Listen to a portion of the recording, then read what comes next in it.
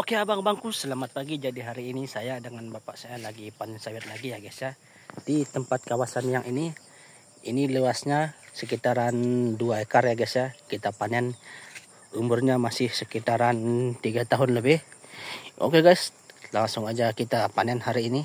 Semoga berkah ya guys ya. Guys, selamat pagi. Jadi hari ini kita lanjut panen lagi di pokok yang sudah mulai besar ya. Ini dia guys penampakan buah golden teneranya. Berapa tandan ini yang masak, kita eksekusi dulu. Ada lagi guys. Besar sekali guys buahnya.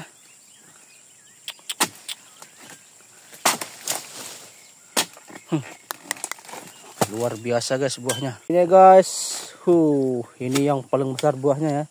Berapa tandan ini yang masak.